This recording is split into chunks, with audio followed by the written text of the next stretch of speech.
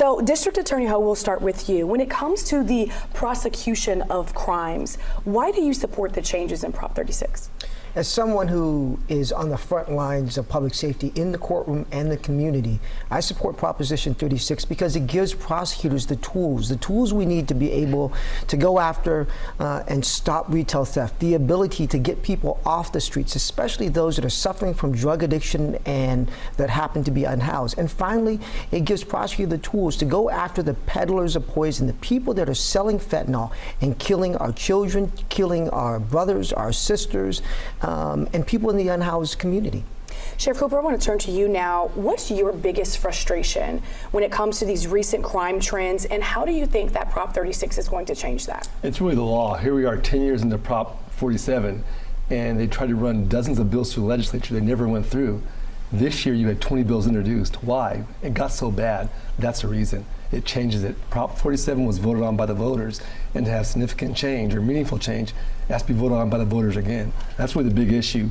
Our mom and pop businesses are dying out there. They can't afford it. They aren't the big retail, big box stores that have insurance that can replace it.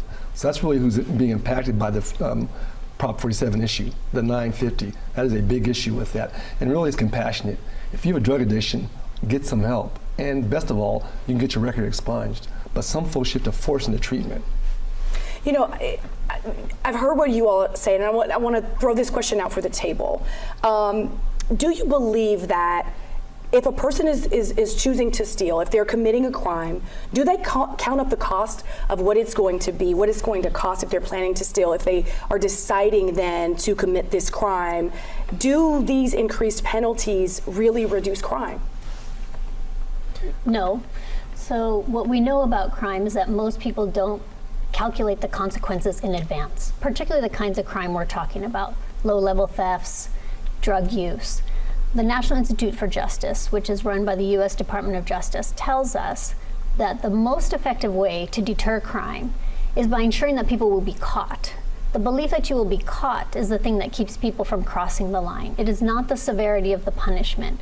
And that is what is so misguided about this proposition, is it is going to siphon off resources for the kinds of programs that actually help people get their lives back on track and push them into a system that's shown to fail over 50% of the time.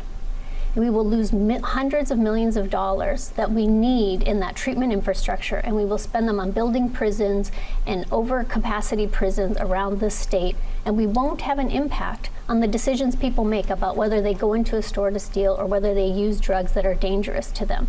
The things that keep people from doing that is the belief that they will get caught.